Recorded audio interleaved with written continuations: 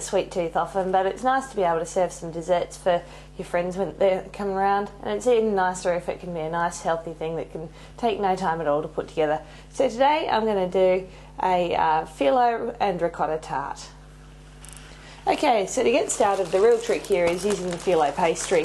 Phyllo pastry is fantastic because it's nice and thin and it doesn't have any butter. If you read the list of ingredients on your phyllo pastry, all it pretty much is flour and water, so you're losing all the fat that's in conventional pastry. Now you can buy this ready rolled from your supermarket, either in the fridge section or in the freezer. If you've got it from the freezer section, you do need to let it entirely thaw and come to room temperature. If it's just from the fridge, it just has to come to room temperature. One sheet at a time. Grab some cooking spray. I'm using olive oil spray. This is quite a light flavour, but if you've got butter flavoured spray or melted butter with a light brush, you could do this as well. And just lightly spray over the top. And then what I'm going to do is I'll just fold that in half and then grab one more sheet. And before I attach that one, I'll spray again.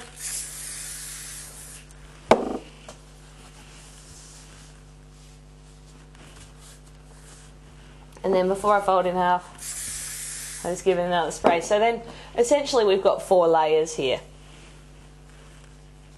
Beautiful. Now you just want to square that off. So with a sharp knife, just cut that down to a square shape. You could use a pizza cutter as well if you've got a pizza wheel.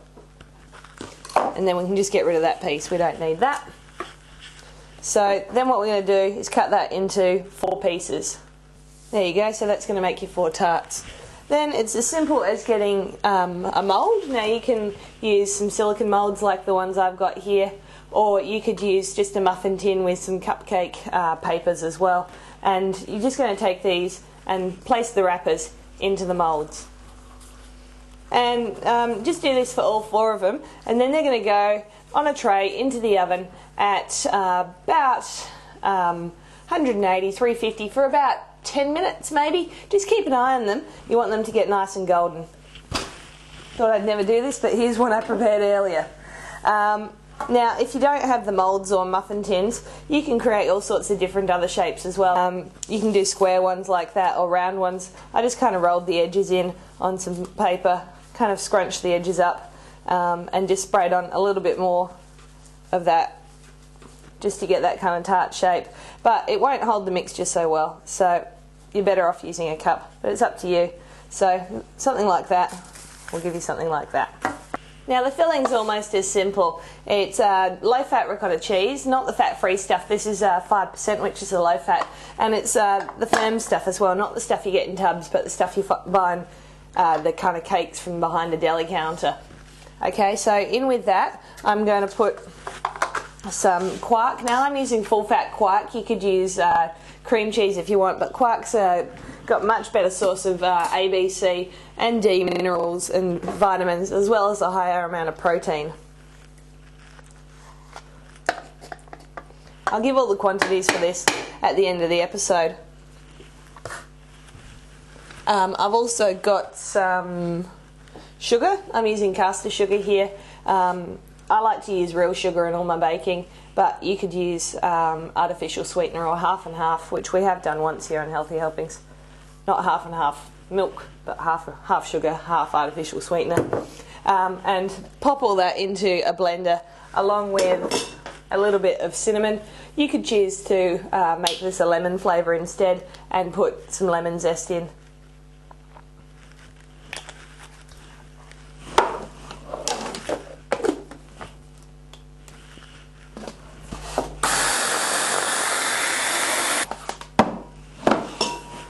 You might just need to get your spoon and just mix that together off the edges and back together. Now the reason I didn't just use ricotta was that quark or cream cheese is going to give it a nice creamy texture.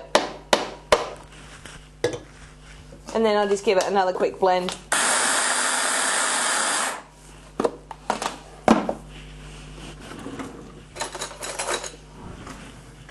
Grab a teaspoon just to see whether you got the taste about right. Now I think I will add some lemon juice into that just because the bitterness in the quark actually will be much improved if you add just a little bit of lemon juice, something sour. It's strange, but it works. Just a little squeeze. Try not to get any pips in there.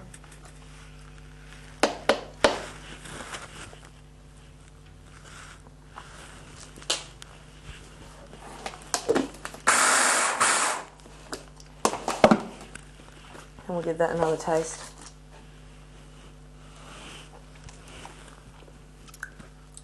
It works. Okay, so what I've done here is I've got a dish with half a cup of water and 1 teaspoon of gelatin in it. I've just let that sit until the gelatin has fully dissolved, and you can see it's actually formed something that looks a little bit like jelly. Now what we need to do is warm that up, so we need to place this dish into some hot water. Okay, so we've got our hot water here, and just place that in there. Now you could do this on the stove as well, but I find that this is enough just to place it into some freshly boiled water.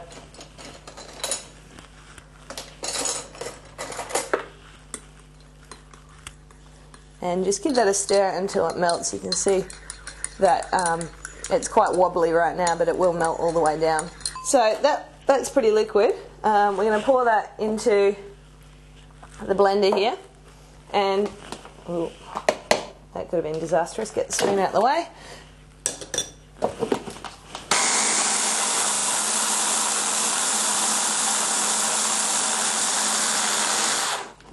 Give that a quick mix around.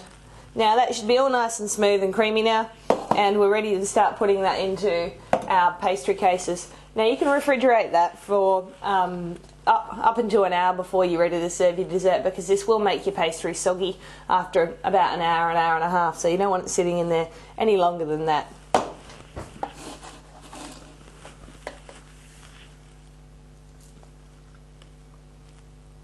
Now you could bury fruit underneath this as well, but I'm just going to garnish the top with a little bit of strawberries and some mint, I think. Maybe even some cocoa. The other option, if you've done those flat discs, is to get a piping bag or just the corner of a Ziploc bag and just go and just pipe that onto your new disc. Now if you've made your mixture nice and cool, you'll probably get it to sit a little bit nicer. That would actually make really good cupcake icing or regular cake icing too, so a bit of a different version of your cream cheese frosting. Fantastic. So then you can just either grab strawberries and garnish it off like that, or you could sprinkle some cocoa over the top. When you're using the cocoa, just put it through a sieve as you dust it over the top. I'm even going to put a tiny bit of cocoa just on the one with the strawberry. I like that flavour combination, but I just want it a little bit milder. And it looks real pretty as well. Alright, so let's have a little taste test of this. It'd be better if this had set, but we'll see. I'm sure it'll taste just as good. It's just the gelatin will make it a bit thicker. Oh, yum. Yeah, you don't need anything sweet in the cocoa. My cameraman asked me if I need to use like cooking chocolate instead of the cocoa in there, but there's enough sweetness in the mixture that the cocoa just sits perfectly in there. So that's absolutely delicious and absolutely rich. We served this up to some friends the other week, and they looked back at me and said, "Are you sure that's really healthy?" And it really does give that kind of lavish feel, but you are cutting down in fat and calories on the outside in the pastry just by using that Phyllo pastry, and there's no eggs or butter like your conventional cheesecake. So give it a go. Check out healthyhelpingstv.com, and if you've enjoyed the episode, tune in again, tell all your friends, and give us a thumbs up if you're watching on another service. I'll see you next time. Bye! You'll need the following ingredients: 2 sheets of Phyllo pastry, cooking spray 200 grams or 7 ounces of ricotta, 4 tablespoons of quark, 1/3 of a cup of sugar, 1 teaspoon of cinnamon, 1 teaspoon of gelatin, 3 tablespoons of water, 1 teaspoon of lemon juice, and strawberries and cocoa to garnish. G&M Health, building a better you.